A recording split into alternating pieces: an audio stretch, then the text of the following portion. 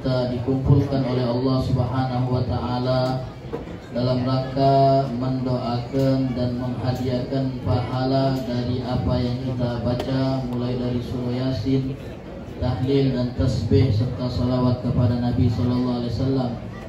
Yang kita niatkan pahala-pahalanya untuk yang kita kenang pada malam hari ini, almarhumah Haja Rosi Yuliani binti Muhammad Ali Salim. Kita doakan mudah-mudahan Allah Ta'ala mengampuni dosa-dosa beliau, Allah Ta'ala merahmati beliau, melapangkan kuburan beliau dan menerangi kuburan beliau, dan mudah-mudahan anak-anaknya dan cucu-cucunya yang ditinggalkan diberi ketabahan dan kesabaran oleh Allah Subhanahu wa taala. Amin ya rabbal alamin. Masyiral hadirin wal hadirat yang dirahmati oleh Allah, sungguh hal yang paling dibutuhkan oleh mayit dari kita yang masih hidup adalah doa-doa kita. Sebab Allah Subhanahu wa taala dalam Al-Qur'an berfirman yang menunjukkan bahwa doa orang yang masih hidup itu bermanfaat dan sampai kepada orang yang telah meninggal dunia. Qala ta'ala walladzina ja'u min ba'dihim yaquluna rabbana ighfir lana wa li ikhwanina alladzina sabaquna bil iman. Dan orang-orang yang datang setelah generasi sahabat-sahabat Nabi, mereka berdoa, ya Allah ampunilah kami dan ampunilah orang-orang yang beriman sebelum kami, yaitu orang-orang yang telah meninggal dari kalangan orang-orang yang telah mendahului kami. Berarti mendoakan orang yang telah meninggal agar diampuni oleh Allah ada manfaatnya. Sebab kalau tidak ada manfaatnya, tidak mungkin Allah Ta'ala mengabadikan doa orang-orang tabi'in kepada sahabat-sahabat Nabi Sallallahu Alaihi Wasallam. Oleh sebab itu kita yakin bahwa apa yang kita panjatkan pada malam hari ini insya Allah akan dirasakan manfaatnya oleh almarhumah secara khusus dan almarhum yang lainnya yang ada di kertas yang kami pegang ini, insya Allah. Amin ya rabbal alamin. Ma'asyiral hadirin wal hadirat yang dirahmati oleh Allah, suatu hari Ibnu Jauzi dalam keadaan musafir keluar kota. Karena capek ia beristirahat di salah satu masjid. Ketika beliau sedang duduk santai beristirahat dari capeknya perjalanan, tiba-tiba ada rombongan yang masuk ke dalam masjid dan membawa jenazah untuk disalatkan. Beliau pun berkata kepada dirinya sendiri, pahala yang Allah Ta'ala datangkan kepadaku tidak boleh aku lewatkan. Sebab pahala orang yang mensolatkan jenazah itu satu qirat, yang kalau ditimbang di timbangan amal seberat gunung Uhud. Dan beliau tidak mau melewatkan kesempatan untuk mendapatkan pahala ini. Beliau pun ikut sholat jenazah. Setelah sholat jenazah selesai, beliau pun berinisiatif lagi, ingin ikut mengantar jenazah ini ke pemakaman agar pahalanya lebih sempurna sehingga mendapat 2 qirat, 2 pahala sebesar gunung Uhud. Setelah beliau ikut mengantar jenazah dan jenazah selesai dimakamkan, semua orang pada bubar. Tidak ada yang menemani jenazah ini, hatta meskipun keluarganya sendiri, orang terdekatnya sendiri. Tinggallah beliau sendirian di pemakaman yang sudah sepi senyap. Beliau pun mendekati makam yang mana jenazah baru ditanam di dalamnya. Lalu dia berkata dalam doanya, ya Allah, orang ini adalah tamumu. Kalau seandainya dia adalah tamuku, sementara aku tidak mengenali siapa dia, maka aku akan memuliakannya dan menjamunya. Bagaimana kalau seandainya dia adalah tamumu dan engkau mengenali siapa dia, karena dia adalah hambamu, pasti engkau akan jauh lebih memuliakannya daripada aku. Ampunilah dia ya Allah, terimalah ia ya Allah, rahmati dia ya Allah. Setelah itu beliau pun kembali lagi ke masjid untuk istirahat. Karena capek beliau terlelap. Tiba-tiba di tengah tidur beliau didatangi oleh sosok yang tidak beliau kenal sama sekali. Lalu beliau bertanya kepada yang datang, siapa anda? Saya adalah laki-laki yang baru engkau sholatkan dan antarkan serta doakan jenazahnya. Sungguh berkat doa yang kau panjatkan di tepi kuburku tadi, Allah ampuni. Padahal ini adalah doa orang yang tidak kenal siapa yang dia doakan. tapi bisa memberi manfaat sehingga membuat orang yang dimakamkan ini diampuni dosa beliau.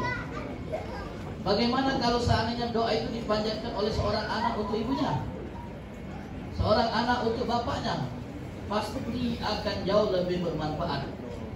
Insya Allah husnuzon kita kepada Allah.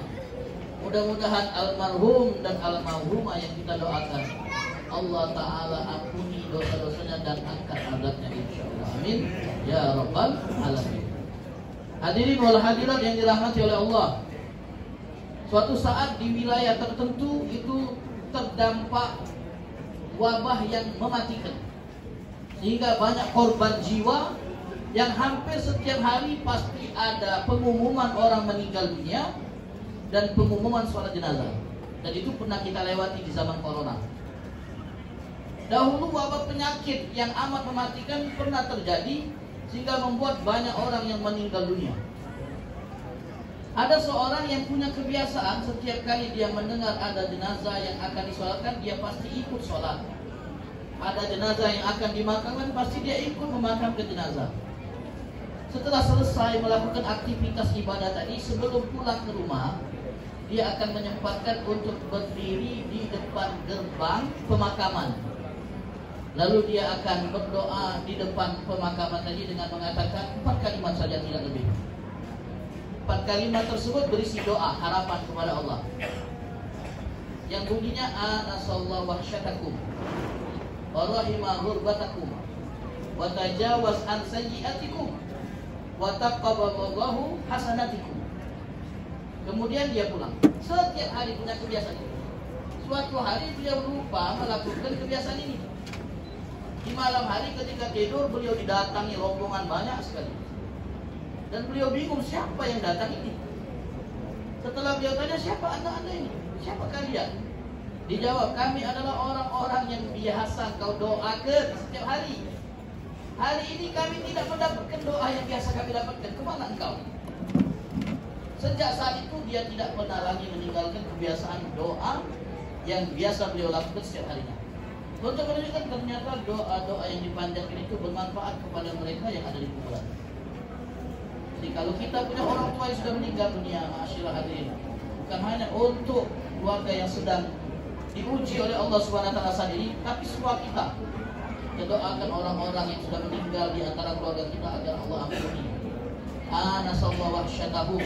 Mudah-mudahan Allah Ta'ala hibur kesendirian mereka, karena mereka di sana sendirian, butuh yang menemani. Mudah-mudahan Allah Ta'ala datangkan teman untuk mereka di sana. Wa rahima urbatahum, dan Allah merahmati keterasingan mereka di alam kubur. Dan mudah-mudahan Allah Ta'ala ampuni kesalahan-kesalahan mereka dan terima kebaikan-kebaikan mereka. Innal mauta nihayatu kulli hayy. Sesungguhnya kematian itu merupakan akhir dari perjalanan setiap makhluk hidup. Meskipun setiap orang ingin lari dan menjauh dari kematian, maka dia tidak akan bisa lari darinya. Walaupun mereka berlindung di benteng yang kokoh sekalipun, pasti kematian itu akan menemukan keberadaannya. Dan yang aneh, ma'asyiral hadirin wal hadirat, adalah orang yang yakin bahwa kematian itu pasti datang, tapi dia tidak bersiap-siap menyambut kedatangan kematian yang pasti tadi. Malah dia lalai dari mempersiapkan diri saat kematian itu datang menjemputnya. Dan ini termasuk hal yang paling aneh yang ada pada diri manusia. Padahal dia yakin bakal mati dan dia tahu bahwa ada kehidupan setelah mati, tapi dia tidak bersiap-siap untuk apa yang akan dia terima nanti dan dia hadapi nanti setelah matinya. Hadirin yang dirahmati oleh Allah wal hadirat, Sayyidina Hasan al-Basri rahimahullah suatu saat ingin menjenguk orang yang sakit. Ternyata tepat saat beliau berada di rumah orang yang sakit ini, ternyata ia sudah dalam keadaan sekarat. Sudah dalam keadaan sekarat. Begitu menyiksa dan menyakitkan apa yang dialami oleh orang yang sedang sekarat ini, dan itu dilihat dengan mata kepala Sayyidina Hasan Basri. Setelah melihat kejadian ini, orang yang sekarat di depan mata, Beliau pulang ke rumah, kemudian mengurung diri. Setelah jam makan tiba, maka keluarganya pun berteriak, at-ta'am, at-ta'am. Makan, makan, wahai suamiku. Sudah tiba waktu makan bersama. Apa jawab beliau? Kata beliau, rahimahullah ta'ala, sesungguhnya aku baru saja menyaksikan peristiwa yang membuat aku tidak berselera untuk makan. Dan saat ini aku sedang melakukan persiapan kalau seandainya hal yang aku lihat itu tiba gilirannya kepadaku. Artinya dia sibuk beribadah kepada Allah di dalam kamar, takut-takut kematian akan menjemput beliau, dan beliau mengalami seperti apa yang beliau lihat. Hilang selera makan beliau. Kalau kalian ingin makan, silakan kalian makan duluan. Adapun saya sekarang sedang sibuk bersiap-siap kalau seandainya kematian yang amat menyakitkan itu datang kepadaku saat ini juga. Jadi demikian, rasa takut mereka dengan kematian itu luar biasa. Kata Ibnu Rajab rahimahullah, hal yang paling berat yang akan dihadapi manusia, dan ini merupakan hal terakhir, hal terberat terakhir yang akan dirasakan manusia di dunia adalah kematiannya. Kalau kita pernah merasakan rasa sakit yang paling parah, maka itu tidak akan sebanding dengan sakitnya kematian. Tidak akan sebanding. Kematian itu menyakitkan. Walaupun kita melihat orang-orang yang meninggal di depan mata kita itu tidak mengeluhkan rasa sakit, tapi sesungguhnya mereka merasakan sakit yang luar biasa yang tidak tertahankan. Bahkan Nabi kita Muhammad SAW, ketika beliau mengalami sakaratul maut, beliau mengambil air beberapa kali yang ada di dekat beliau lalu mengusap ke wajahnya, dan beliau beberapa kali pingsan karena sakit yang diderita oleh sebab kematian. Inna lil mauti lasakarat, kata Nabi. Sesungguhnya kematian itu ada sakaratnya. Bukan satu sakitnya, sakarat, bertubi-tubi rasa sakit itu. Tapi yang lebih tragis, ma'asyiral hadirin wa hadirat, orang yang harus merasakan sakit dan perihnya kematian, dan bersama dengan itu ada rasa penyesalan yang mendalam karena dia tidak bersiap-siap menghadapi kematian itu. Ini orang yang paling menderita. Sudah rasa sakit kematian dia rasakan, plus penyesalan kenapa dia tidak bersiap-siap untuk berjumpa dengan hari yang seperti ini keadaannya. Abu Darda rahimahullah, sahabat Nabi SAW, ketika sekarat, kemudian keluarganya mengurumuni beliau, berkumpul, siap-siap melepas kepergian orang yang mereka cintai. Lalu beliau di tengah sekaratnya sempat berkata dan berpesan kepada keluarga, wahai keluargaku, wahai anak istriku, limisli hadza, untuk keadaan yang seperti inilah hendaklah kalian itu beramal. Untuk keadaan yang seperti ini hendaklah kalian beramal. Karena hanya amallah yang bisa menghibur kalian atas rasa sakit yang kalian derita ketika kematian menjelang. Suatu hari Nabi SAW sedang duduk bersama sahabat. Tiba-tiba beliau melihat ada kerumunan dari kejauhan, dan beliau bertanya, kenapa mereka berkumpul? Kenapa mereka berkerumun? Maka sahabat yang mengetahui menjawab, ya Rasulullah, mereka itu berkumpul karena ada jenazah yang sedang mereka kuburkan. Mendengar itu Nabi langsung berdiri bergegas mendekati kumpulan tersebut. Sahabat pun mengiring dari belakang. Dan ada sahabat yang berinisiatif memilih tempat posisi di mana ia bisa melihat langsung apa yang dilakukan oleh Nabi SAW. Dan Nabi duduk di tepi kuburan, dan sahabat ini pun mulai mencari tempat di depan Nabi, dan ia melihat ternyata tanah di bawah posisinya, di bawah wajah Nabi itu sudah basah karena Nabi menangis. Lalu Nabi SAW menasihati mereka yang ada di area pemakaman, limithli hadza fa'iddu, untuk keadaan yang seperti inilah hendaklah kalian mempersiapkan diri kalian. Nabi beri nasihat, siap-siap untuk bertemu dengan keadaan yang seperti ini. Sebab kalau saat kalian tidak bersiap-siap untuk hari yang seperti ini, kalian akan menyesal dengan penyesalan yang tidak ada gunanya sama sekali. Terakhir, ma'asyiral hadirin, kita perlu menggerakkan hati kita ini untuk mengingat kematian. Karena kondisi dunia yang serba membuat kita lalai ini, membuat kita semakin jauh dari akhirat, membuat kita semakin lalai dari mengingat kematian, membuat kita semakin lupa akan gelapnya kuburan, sempitnya kuburan, pengapnya kuburan, sendirinya di kuburan. Karena aktivitas dunia yang melalaikan ini.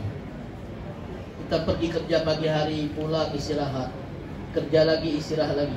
Kapan waktu kita untuk mengingat akhirat dan mengenangnya? Kapan kita punya waktu untuk bekal ketika kita mati nanti? Tidak ada waktu. Maka patut kita menggerakkan hati ini dengan mengingat kematian, dengan berbagai cara yang bisa kita lakukan, di antaranya ziarah kubur, melihat orang-orang yang sekarat, melihat orang-orang yang sakit, berziarah kubur dan sebagainya.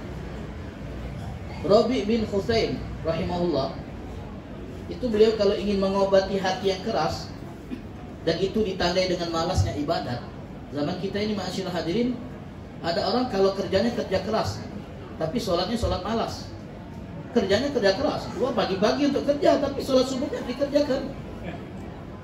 Pulang sore-sore menjelang malam, sholat maghribnya tidak dikerjakan.